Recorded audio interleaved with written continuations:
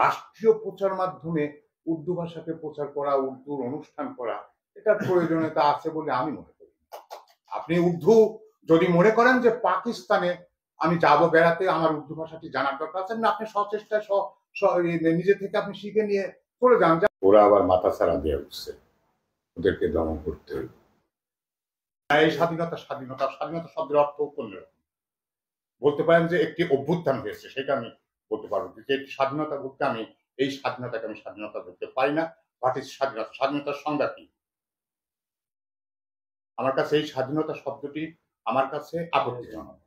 হ্যাঁ, নিউ জেনারেশনরা একটি অভ্যুত্থান ঘটিয়েছে, একটি সরকারের অনিয়মের বিরুদ্ধে, একটি সরকারের সঙ্গে থাকা কিছু মানুষ যারা দুর্নীতি করেছে তাদের বিরুদ্ধে মানুষের নানান রকম অভিযোগ ছিল, ক্ষোভ ছিল, কিন্তু ভেতরে ভেতরে স্বাধীনতা বিরোধী, আমরা এখন যেটা দেখতে পাচ্ছি এবং বুঝতে পারছি, স্বাধীনতা বিরোধী চক্রের একটি এইখানে হচ্ছে চক্রান্ত ছিল।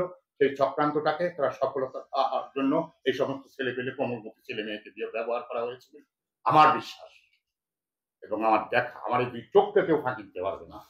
আমি দুই চোখ দিয়ে যা দেখি, আমি যা অনুভব করি, ৭১ সালে যা করেছি এখনো তাই করি এবং ইতিপূর্বেও বলেছি, এবং এগুলো আমি দৃঢ়তার সঙ্গে বলি। বাংলার মাটিতে এর জন্য সারা বিশ্বের মধ্যে একমাত্র জাতি বাঙালি জাতি, যারা মাতৃভাষার জন্য জীবন দিয়ে গেছে, রফিক জব্বার বরকত সালাম। এবং সেটা যখন মোহাম্মদ আলী জিন্নাহ সাহেব ঘোষণা দিয়েছিলেন রাষ্ট্রীয় ভাষা হবে বাংলা ভাষা, তার বিরুদ্ধে প্রতিবাদ করেই তো সেই আন্দোলন শুরু। ২১শে ফেব্রুয়ারি আমরা যা এখন পর্যন্ত পালন করি জাতীয় শহীদ দিবস হিসাবে, মাতৃভাষা আন্তর্জাতিক মাতৃভাষা দিবস হিসাবে, সেই দিবসটির অমর্যাদা করার জন্য এবং পাকিস্তানি মনোভাবাপন্ন যে মানুষগুলো আছে যারা এখনো বাংলাদেশের স্বাধীনতাকে বিশ্বাস করে না বা বাংলাদেশের স্বাধীনতাকে মেনে নেয় না মানসিকভাবে, তারাই চাচ্ছে উর্দু ভাষার আবার প্রচলন করতে। আমরা বাঙালি জাতি উর্দুর চর্চা করি, আমরা বাঙালি জাতি বাংলার চর্চা করি, ঠিক মতো করতে পারি কিনা জানি না, উচ্চারণ ঠিক মতো করতে পারি না, শব্দও ঠিক মতো ব্যবহার করতে পারি না, আমরা বাংলাও ঠিক মতো পারি না, উর্দুও ঠিক মতো পারি না, আরবিও ঠিক মতো পারি না, ইংরেজিও ঠিক মতো পারি না। এই ভাষার নানান রকম চেষ্টা করতে করতেই আজকে ৫৪ বছর পার হয়ে যাচ্ছে।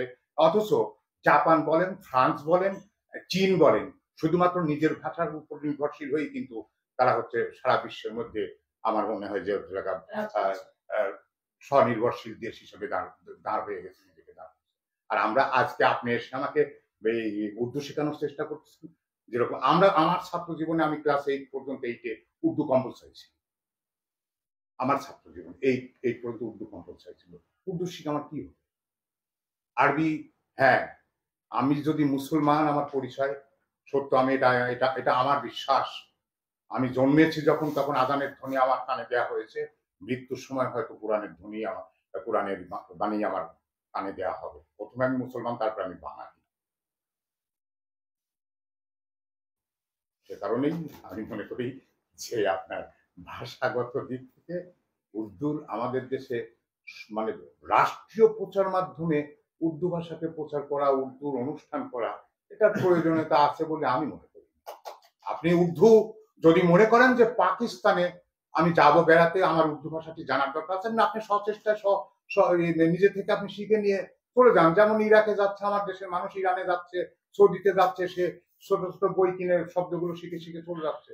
তো রাষ্ট্র প্রচার মাধ্যমে কেন উর্দু ভাষা আপনার করতে হবে, সম্প্রচার করতে হবে? এটা আমি অবশ্যই প্রতিবাদ জানাই এবং আপত্তি জানাই।